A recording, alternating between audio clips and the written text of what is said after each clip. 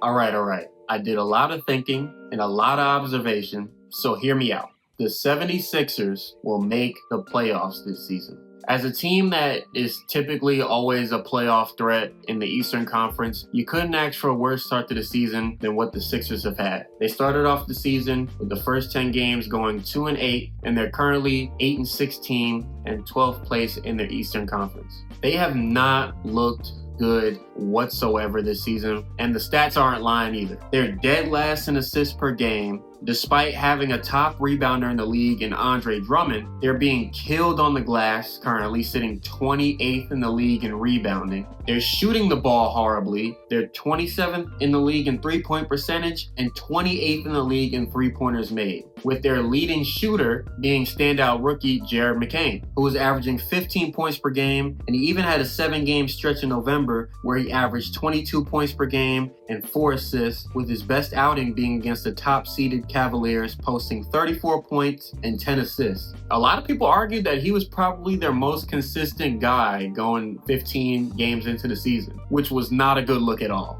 A rookie being your most consistent player on a team with Paul George, Tyrese Maxey, and Joel Embiid, not a good look. Sadly, they lost him to the injury bug with a torn meniscus, so get well soon, Jared. The new big three for the Sixers hasn't been available much this season, which has clearly affected the team's chemistry on the court. Paul George, who's probably the biggest signing this past offseason, left LA and came to Philly and signed a huge contract with them. He missed 10 of the Sixers' first 24 games so far this season. With him being in and out of the lineup, he's clearly struggled in finding his place within the offense, currently averaging 17 points per game, 5 rebounds, and 5 assists, with his worst shooting splits since his rookie year. Now, Tyrese Maxey has been a bright point for them, and he's picked up right where he left off last year, averaging 25 points per game and 5 assists, but his shooting as well has been pretty awful this year, shooting only 41% from the field and 31% from 3. With 2 of their big 3 in and out of the lineup this season, a lot of teams were able to focus in more on Tyrese Maxey, and it also caused for Tyrese Maxey to take a lot of shots. Now, Joel Embiid has been the talk of the town, obviously, since he's come into the league with his inability to stay healthy during an entire season, and unfortunately that has stretched into this season already. Joel Embiid has been active in all of 6 games this year, missing the first 9 games for the Sixers this season. He finally came back and made his highly anticipated return, and that didn't last long before he was sidelined again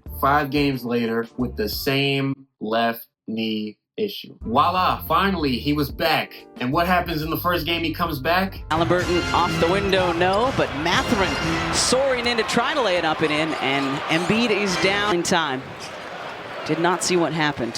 He gets an elbow straight to the face, and now he's out with that face fracture, or whatever fancy term they use for wherever he got hit in the face. I don't know. So he should be back within the next either few days or a week. You never know with that guy. But okay, I know you're really here to see why I think the Sixers are going to make the playoffs this year. Let me tell you. The term of the day is going to be one game. The Sixers' big 3 have played only 1 game together. They were available for 3, but one of those games, Paul George got hurt in the 3rd quarter with that hyperextension where everybody turned that into a meme. And then another one, Joel Embiid got hurt pretty early into that game as well, I believe. So you really only have a 1-game sample size for their new big 3, which was a win, by the way. So at least that's a good look. Reason number 2, Paul George seems to be finding his way within the Sixers offense now. Over his last 5 games, he's averaging 22 points, 5.5 assists, and 4.5 rebounds, shooting 55% from the field and 44% from 3. So with him finding his rhythm, it'll be able to help their offense run a little bit more smoother, which I would definitely be happy if I was a Sixers fan, because you paid him all that money. You got to start producing now, or there's going to start being some questions. Now, my third and final reason, they have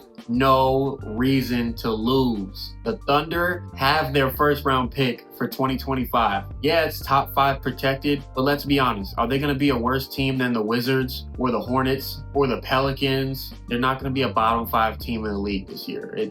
There's no way you can look at it. And if you think they are, you already assume that 25 games in, they're probably going to sit Joel Embiid. Paul George is going to continue to miss a lot of games, and Tyrese Maxey is just going to be ass. That's what you're probably telling me. They're 12th in the Eastern Conference. Emphasis on the Eastern Conference. This is arguably the most questions I've had about an entire conference in recent memory, barring the top 2 teams, Celtics and Cavs. But from 3 down, they've all had some serious ups and downs to start the season. They're all only like 1 to 2, 3 games apart. So you can go from 8th to 3rd if you go on a little 4-game win streak. The East is all over the place this year. But let's look at some teams that are ahead of the Sixers right now. The Brooklyn Nets, who have damn near every player on their roster on the block. They already started making trades where they just got rid of Dennis Schroeder and sent him to Golden State. The trading isn't going to end there. I wouldn't count on them winning that much more games this season. The Detroit Pistons, they have looked better this season as opposed to previous years, but they haven't really found any sort of consistency yet this year. So I wouldn't count on them being a better team than the Sixers, especially if you just look on paper. It's just not.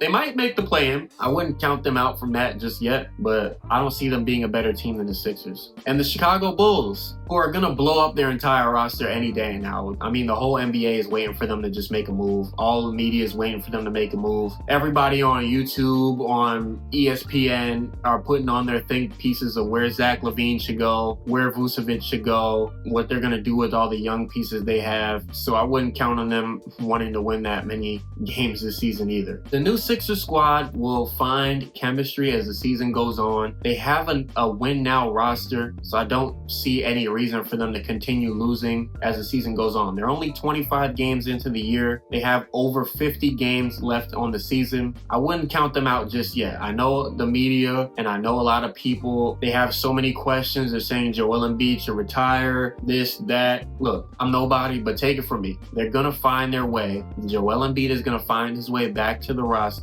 Even if he doesn't play back-to-backs, him being just active and his contributions, whatever he can provide on the court, will get them the wins they need to make the playoffs. And honestly, who of these play-in teams are really going to want to see a healthy Sixers team in the play-in in a 1-game series? But y'all let me know in the comments, am I bugging for thinking the Sixers are going to make the playoffs? Or is it too soon to tell? Or do you think the Sixers are going to make the playoffs? As always, pleasure talking to y'all. Subscribe to the channel, like this video, turn on my notifications. I'll catch y'all next video. Peace.